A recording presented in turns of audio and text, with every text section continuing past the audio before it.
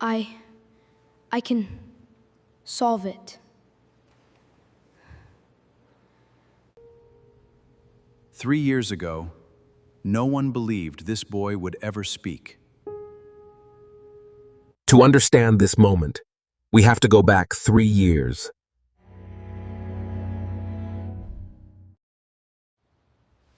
Take care of your sister while I'm gone, okay?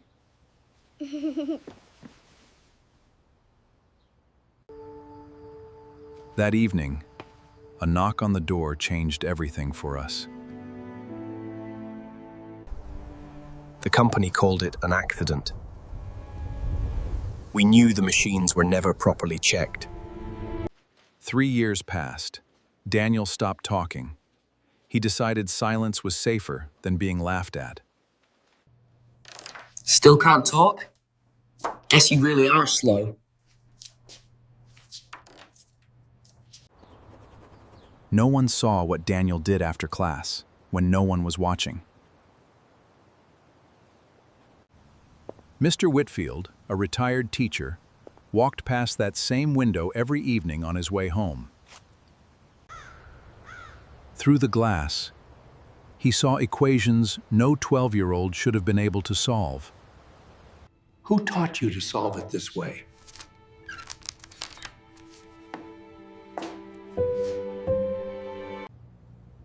Daniel said nothing.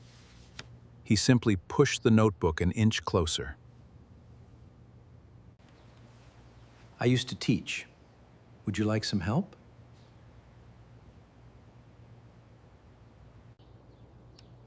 Daniel gave a small nod.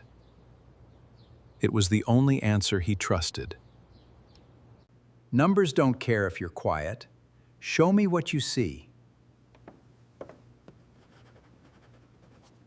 Every evening after school, they met. Slowly, something in Daniel began to change. I had a student like you once. I wasn't paying attention. He never got the chance I'm giving you now. Did you smile today? You look different. There's a national competition. I think you're ready. I think you're ready. There was one problem. To compete, Daniel would have to explain his answers out loud. We have months. We'll find your voice together.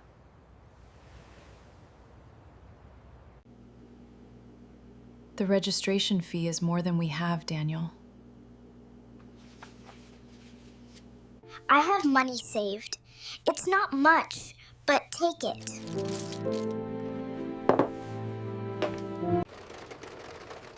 Daniel and Lily started collecting cans and running errands for every neighbor who'd pay. Weeks later, they finally counted enough. Every coin had been earned the hard way. The morning of the trip, Daniel packed his notebook like it was something sacred.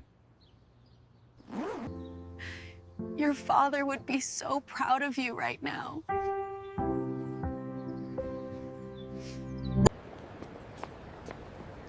The competition hall was bigger than anything Daniel had ever seen.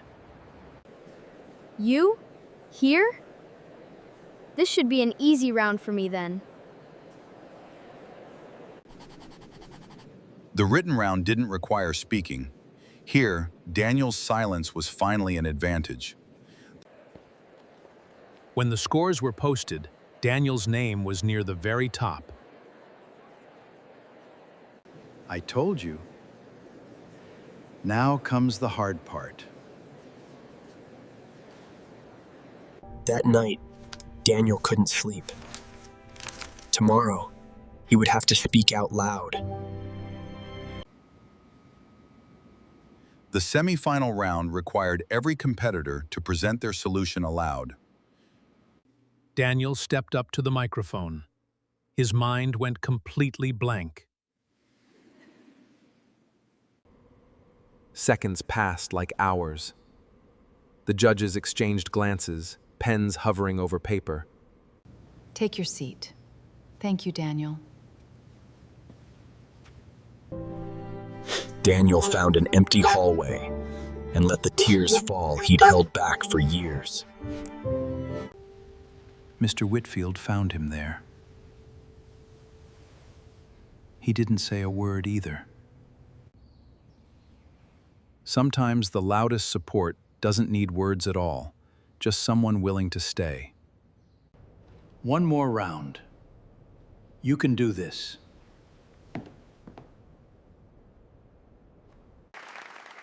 The judges called his name again. This time, Daniel walked back, slowly, steady. The pattern repeats every 7 steps. If you graph it, you'll see the curve align. That's my answer. Thank you. For a moment, the room stayed silent. Then, someone started clapping. Mr. Whitfield stood in the crowd, tears streaming down his face, applauding louder than anyone. Daniel had done it. He was moving on to the final round. Trust what you know. You've earned every bit of this.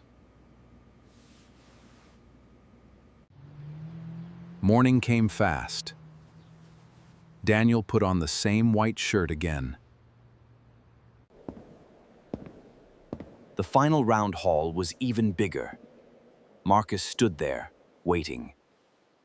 Don't freeze up again. It's embarrassing to watch.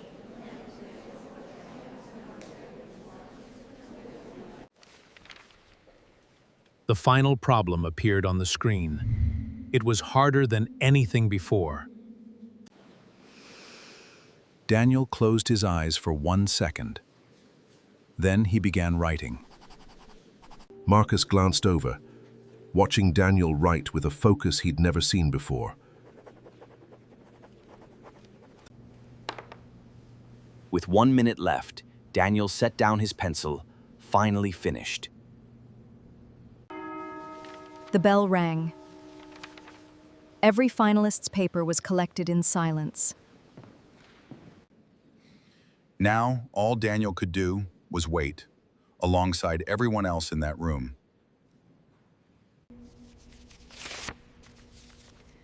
And now, the results of this year's National Mathematics Competition.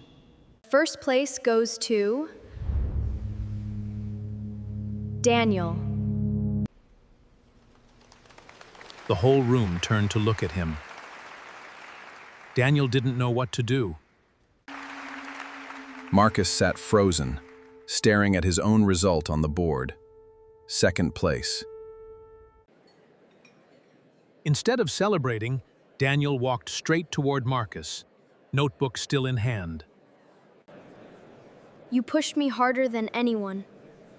Thank you for that. I'm sorry, Daniel.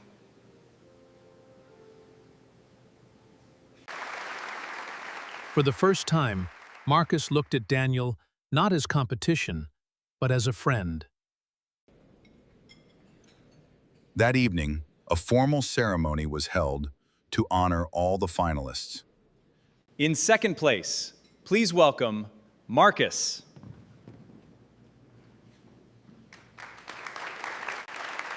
And in first place, Daniel.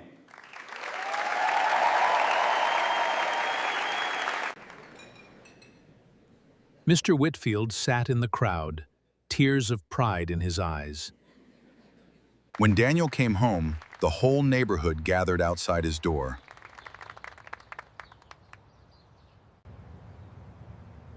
His mother and sister welcomed him home with tears of joy. That night, Daniel placed the trophy on the small shelf above his bed.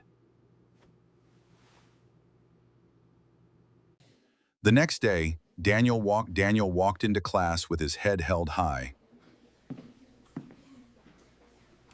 Marcus sat down beside him, as if they had never been enemies at all.